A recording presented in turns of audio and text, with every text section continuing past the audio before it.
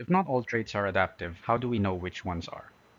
First, we can perform a detailed structural analysis of a putative adaptation, or what's called as functional morphology approach, and infer what kinds of function that structure may serve based on how they conform to the expectations of an engineer when they are designing something for a purpose. For example, in the very first lecture, I used the fish's tail fin as an example of an adaptation to different styles of movement. We can simulate what kinds of forces a particular tail fin shape will produce when fish uses it in water. For example, the symmetrical tails or homocercal tail fins of bony fishes. We predict that it can only generate a forward thrust, while for the more asymmetric tail fins of sharks called heterocercal tail, we find that it can generate a force with both vertical and horizontal components, making the fins more asymmetric, for example, by experimentally cutting off the ventral lobe, increases the vertical component of the resultant force. So shark tail fins can give them a lift as well as a forward thrust. And that makes functional sense when you consider that sharks don't have swim bladders to keep them afloat. Such non-arbitrary structural features making functional sense to an engineer are indicators that a trait was naturally selected for their function. While structural analyses are indirect evidence of a trait's adaptive value, sometimes it's possible to perform experiments to further test adaptive hypotheses. For example, in the lab of Maria Castellanos, they knew that flowers of the penstemon species of flowers are primitively bee pollinated. Okay, like this Penstemon strictus, they're ancestrally bee pollinated. But some species, like the P. barbatus, appeared to have shifted from the ancestral insect pollination to a more derived bird pollination. This probably occurred because bees are generally less effective pollinators than birds. For one, bees tend to groom much of the pollen adhered to their bodies and feed it to their larvae. So the scientists hypothesized that certain floral characteristics of P. barbatus evolved not only to attract hummingbirds, but also to discourage visits from the less effective, or as they put it, mediocre bee pollinators. To test this, they surgically altered several features of flowers on the bee-pollinated plant, making them resemble those of related hummingbird-pollinated species. For instance, they cut the lower petal lip, which bees use as a landing platform. Other treatments they did were changing the inclination of the flower to become more drooping and flaccid, like in P. barbatus. And they also changed the girth of the corolla to a narrower tube-like shape, like in P. barbatus here. So all these manipulations were hypothesized to be pro-hummingbird and anti-bee adaptations, which should increase bird-assisted pollen transfer and reduce bee-assisted pollen transfer. And their hypotheses were confirmed. Bees tend to miss the stigmas in lipless flowers. Bird pollen removal, on the other hand, increased in the narrow corollas.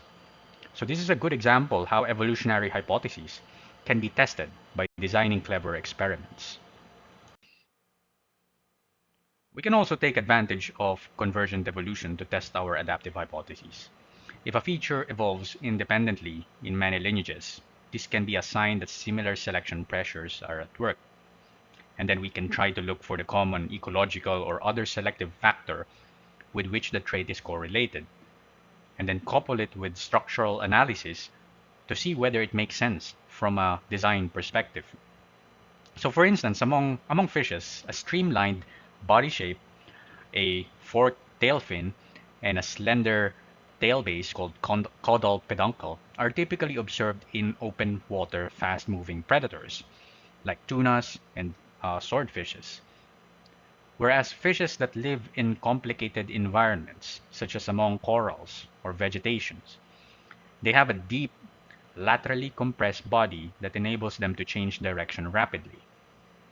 Meanwhile, a Top to bottom, flat bodies are associated with a bottom-feeding lifestyle near the seafloor, like manta rays and skates and other flatfishes.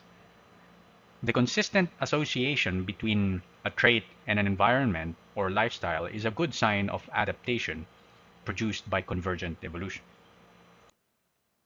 After studying what natural selection is and its power to produce wonderful adaptations, and how, just like any scientific ideas, it can be subjected to various tests, we now have to acknowledge its limitations. Now, this is really just a continuation of the discussion on why not all traits are adaptive. But in addition, we ask why, even if a trait would be adaptive, natural selection cannot produce the trait or produce it imperfectly. Why vestigial organs, previously advantageous, don't vanish completely. Why does the laryngeal nerve, which I use as an example in the Evidence for Evolution lecture, take a massive detour just to reach its target in the larynx?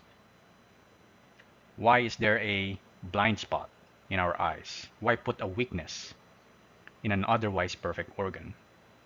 Why didn't aquatic tetrapods like whales and dolphins, why didn't they re-evolve a pair of gills if they live in water most of the time? And why is the structure of the human pelvis in such a way that childbirth becomes arduous and life-threatening to women, the so-called obstetrical dilemma? Or to be facetious, why are there no flying pigs? And why don't we have X-Men like powers? Wouldn't life be so much easier, survival enhanced, if our ancestors had the regenerative powers of Wolverine or the weather manipulation of Storm? The specific answers to these questions lie in the concept of evolutionary constraints. These are the factors that put on the brakes to evolutionary advancement, the limits to what evolution can achieve. The first constraint to evolutionary adaptation is obvious: physics.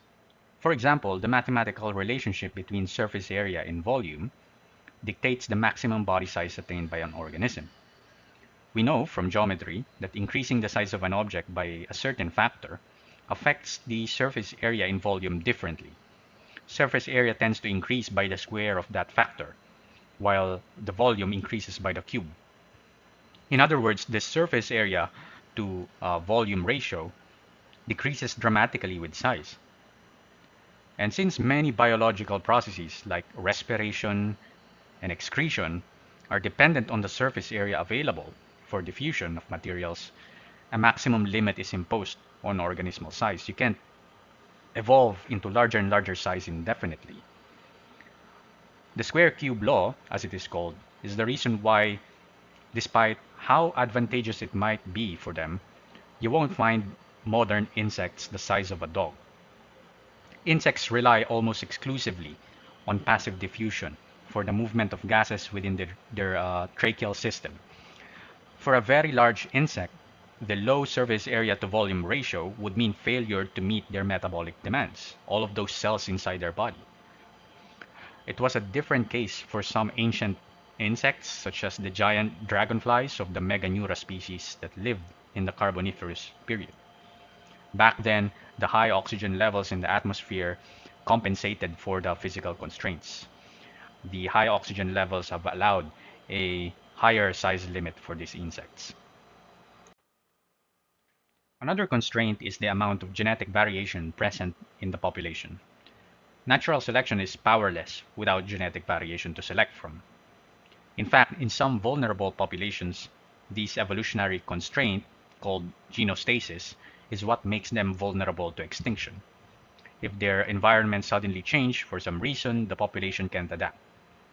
A classic textbook example of how genostasis could impact the long-term survival of a population is the Oregon viral outbreak.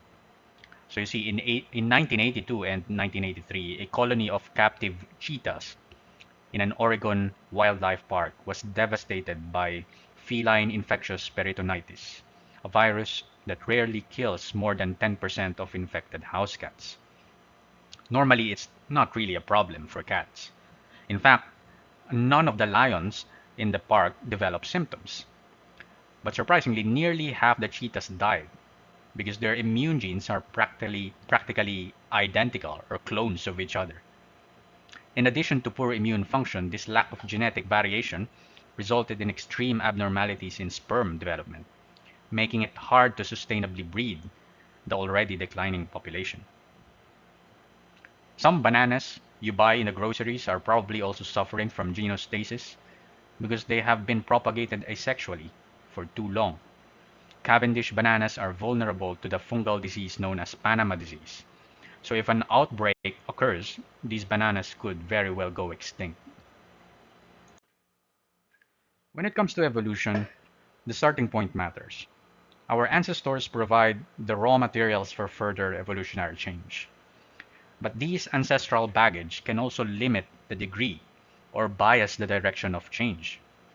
For example, in many bottom-feeding fishes, they have convergently evolved flat bodies for hovering near the ocean floor.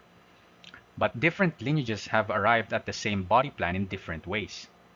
Rays and skates are cartilaginous fishes and they're compressed top to bottom, dorsoventrally flattened.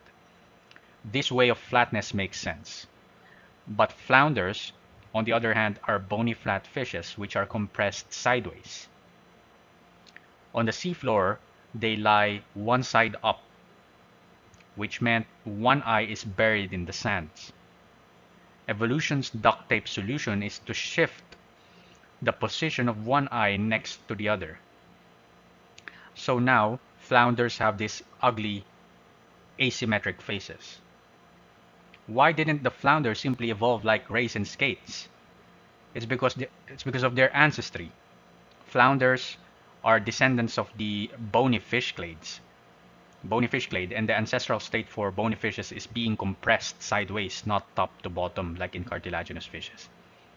When flounders faced the pressure to become flat, they simply made the best of that ancestral baggage, despite the resulting awkwardness. Another example where the phylogenetic starting point limits evolutionary adaptation is found in aquatic mammals, like dolphins and whales. We now have good evidence that all terrestrial vertebrates are descended from fish ancestors, like Tiktaalik is an example of an intermediate link. So why didn't these aquatic mammals simply re-evolve gills? Well, it's more complicated than that. Our fish ancestry was some 400 million years ago. The most recent ancestor of aquatic mammals was a terrestrial mammal, which didn't have gills for a very long time. This long terrestrial ancestry of whales made it highly unlikely for gills to be re-evolved. So this observation that complex characteristics that have been lost are unlikely to return is called Dollo's law. The last evolutionary constraint I'm going to talk about is important and will be revisited many times in the course. This is the concept of trade-offs. In the Sowi sheep species, there are two genetic variants of males. One has the large normal horns useful for competing for females during the breeding seasons. The other variant or morph has small deformed horns. The scientists call them scurd. So these scurd males are losers in the reproductive game. They sire fewer offsprings than large horned males. But there's a trade-off to being sexy. Large horns are costly to produce, and in fact, large horned males have reduced lifespans and poor winter survival compared to their scurd counterparts. And the reverse is true for scurd males. They live long but breed less. Such trade-offs between growth and reproduction have been demonstrated experimentally in many species. So for example, surgical removal of ovaries, OVX, in lizards increases the growth rates. This is because the energy budget for reproduction and body maintenance is limited. So if you prioritize reproduction and your future progeny, then it will come at a cost for other bodily functions. Such trade-offs make it hard to optimize reproductive success, growth, and survival simultaneously. You can't have your cake and eat it too. There's no such thing as a free lunch. Those are some of the pithy quotations that encapsulate trade-offs. Regardless of how cool it would be to become all-powerful and X-Men-like, there are limits to what evolution can achieve. In this lecture, we have looked at closely one of the main drivers of evolutionary change, natural selection. We have enumerated the preconditions necessary for adaptive evolution by natural selection to occur. We have looked at the nature of adaptations and some of the ways scientists try to prove their adaptive value. And we have enumerated a lot of examples, cases where evolutionary changes are not adaptive or where adaptations fall short of what our imaginations can conceive. A unifying theme of this lecture is the principle of evolutionary remodeling, which is best expressed by the French biologist and Nobel Prize winner Francois Jacob in his essay Evolution and Tinkering. Evolution is a thinker, not an engineer. It works with what is already there and takes the path of least resistance. It is not always the most efficient solution, but it is the dumbest solution that works.